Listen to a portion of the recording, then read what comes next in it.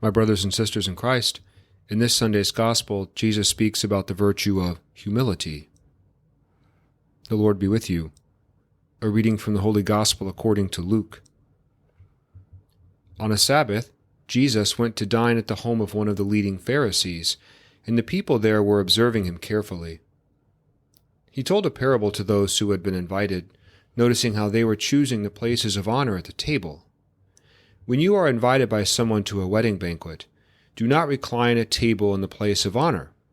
A more distinguished guest than you may have been invited by him, and the host who invited both of you may approach you and say, "Give your place to this man," and then you would proceed with embarrassment to take the lowest place. Rather, when you are invited, go and take the lowest place, so that when the host comes to you, he may say, "My friend, move up to a higher position." Then you will enjoy the esteem of your companions at the table, for everyone who exalts himself will be humbled, but the one who humbles himself will be exalted. Then he said to the host who invited him, "When you hold a lunch or a dinner, do not invite your friends or your brothers or your relatives or your wealthy neighbors, in case they may invite you back and have repayment. Rather, when you hold a banquet, invite the poor, the crippled, the lame, the blind.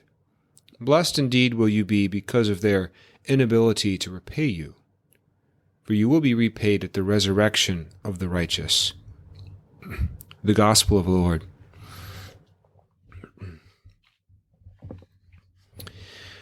A few years ago, I traveled to Ireland with a friend.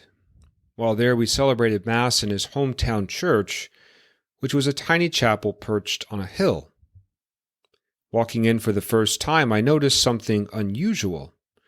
Each pew had a nameplate. Walking down the aisle, you could read them all: O'Callaghan, O'Connor, Murphy, Duffy, Doyle. When I asked why, he said the pews dated back to when the chapel was built. Each pew was auctioned off as a fundraiser. The last pew went to the highest bidder, and the first pew went to the lowest bidder. "But why would someone pay a steep price to have a back row seat?" I asked him. "You can barely see the priest, and he can barely see you. You might even go unnoticed." He winked at me and said, "Humility." Humility. It's not a word that we use often today. Some people think that being humble means being a doormat or denying your self-worth. But that's not what Jesus means when he speaks of being humble or taking the lowest seat in today's gospel. The word humility comes from the Latin humus, meaning earth. A humble person is well grounded. Their feet are firmly planted, allowing them to stand not above or below, but shoulder to shoulder with their neighbor. As Jesus says, a humble person associates with the poor, the crippled, the lame, the blind, and those unable to repay you. C.S. Lewis said humility is not thinking less of yourself, but thinking of yourself less. Humility means thinking of yourself less. It means recognizing that we are not on earth to see how important we can become, but to see how much difference we can make in the lives of others. So what identifies a humble person? Humility is the spouse who forgoes the last word, or the need to be right in an argument, in order to preserve peace in the household. It's the athlete who gets second place in a competition, but sincerely congratulates the winner.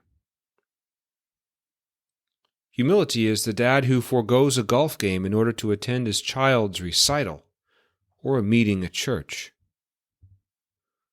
It's your prayer partner who prays for you not only at this Mass, but all week long. Humility is the person who quietly drops off fresh-baked cookies for our cafe or cleans the linens for church. Often these acts of kindness go unnoticed, but the humble person doesn't do it for the recognition. They do it genuinely out of love. Humility can also mean the ability to say no. There are so many demands placed upon our time. A humble person knows when and how to politely decline an offer. They recognize that they cannot be everywhere at once. They only do what they can, but they give it their best. So what exactly is humility? It's hard to define, but you know it when you see it, and you know it when you don't. I think of those church pews back in Ireland. While the priest couldn't always see the people seated in the back, everyone else who entered the church could. They would walk right past them, admiring just how humble they were, taking the seat of least importance. Maybe it's true. Maybe they were humble. Their neighbors certainly could have told you. So in what ways is the Lord inviting us to be a little humbler, thinking of others more and ourselves less?